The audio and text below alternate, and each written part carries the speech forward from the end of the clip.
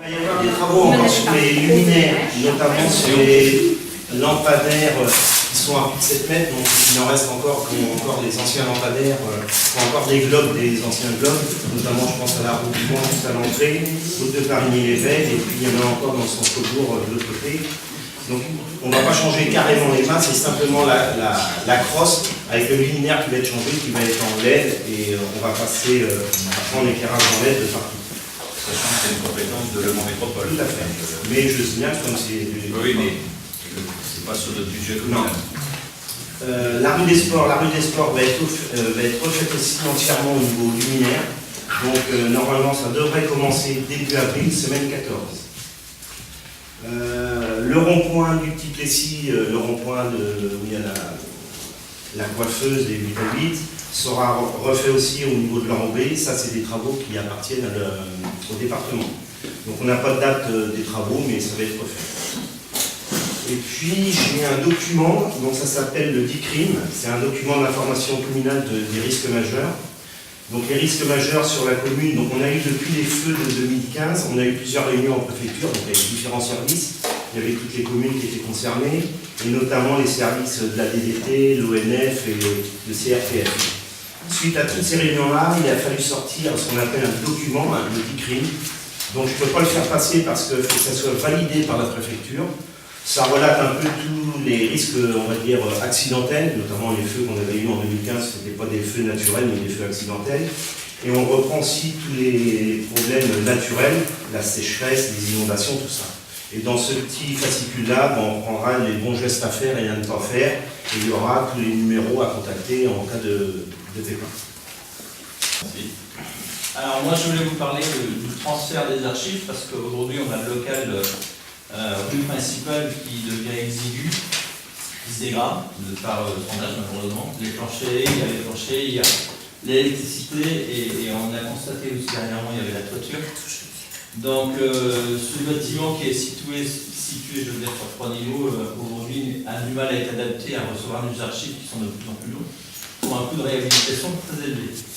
Donc l'atelier municipal aujourd'hui permet de centraliser, puisqu'aujourd'hui il reçoit l'ensemble des box des associations, permet donc d'installer le local archive.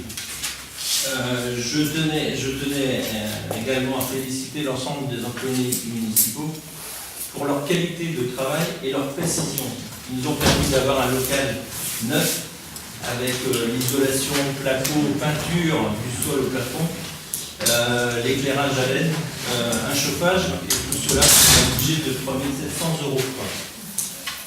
€. Donc, et de plus, on a encore la possibilité d'avoir une extension du local dans les années futures si besoin.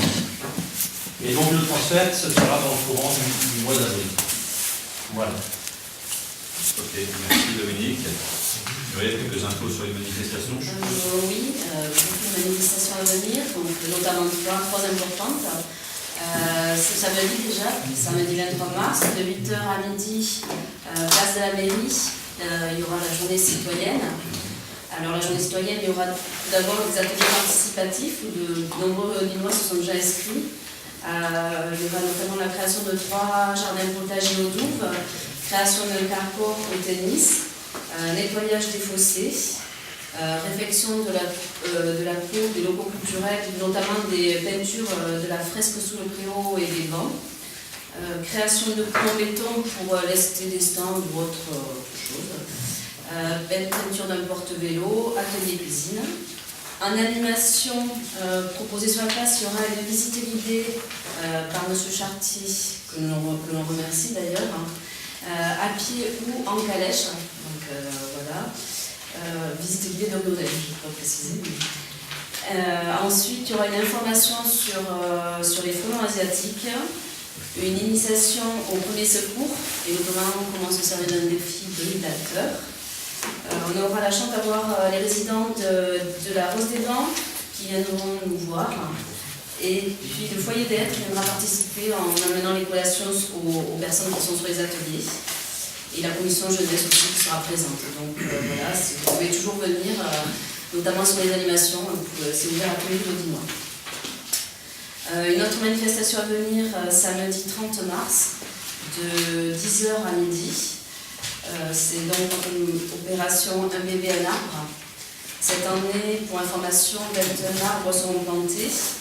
Nous avons opté cette année pour planter uniquement des fruitiers, donc des pommiers et des poiriers. Et nous allons les planter aux abords du Boulot-Porte dans le lotissement de Pressoir. Voilà, ça fera un petit jardin, un petit verger, donc voilà, ça peut être sympa. Et puis le lendemain, donc le 31 mars, le carnaval de Riodem. Donc à partir de 14h sur la place de la mairie, il y aura comme d'habitude un stand maquillage gratuit pour les enfants, il y aura une boudette, une lampe de crêpes, une pêche au canard, un manège. À 15h, départ du défilé. Nous irons nous promener dans le lotissement de la Mantière et du Pressoir au son d'un groupe qui s'appelle Gangsta Fanfare. Il y aura, lors de la parade, il y aura plein de surprises. Il y aura la présence d'un vrai clown, de Majorette. Et puis la parade sera aussi. Il y aura à l'intérieur de la parade donc, un char surprise qui est fait par le comité des fêtes et par les jardiniers. Donc je les remercie vivement, je sais qu'il y en a quelques-uns ce soir. Vous allez voir, il est magnifique. J'ai oublié de dire que le carnaval c'est sur le thème du cirque, je crois que je ne l'ai pas dit. Et puis voilà, l'espace naturel rhodinois qui sera aussi parmi nous, proposeront une petite charrette avec des légumes sur le thème du cirque, ils seront divisés avec nous. Il y aura Monsieur Carnaval créé par les enfants de aire de récré maternelle et primaire.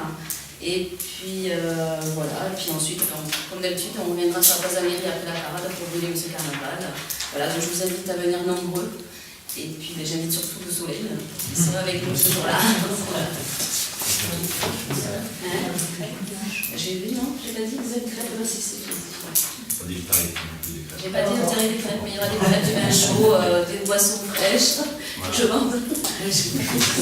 Il n'y a pas d'autres demandes. Donc, il y a également une autre information. Monsieur Gano, vous m'avez écrit pour porter inscription lors du jour d'une rédaction d'une motion adressée à Nédis concernant les compteurs Linky. Je tiens à vous informer que toutes ces communes qui ont fait des arrêtés, il y a un doute très sérieux sur la légalité aujourd'hui, que ni le conseil municipal ni le maire ne disposent sur le fondement des textes en vigueur de la compétence pour s'opposer ou conditionner le déploiement de ces compteurs sur le territoire d'une commune. Donc, on ne donnerait pas suite pour ça. Je peux vous répondre un petit peu. Allez-y, je vous laisse la parole. Les arrêtés sont tous rejetés, seulement les motions tiennent toutes.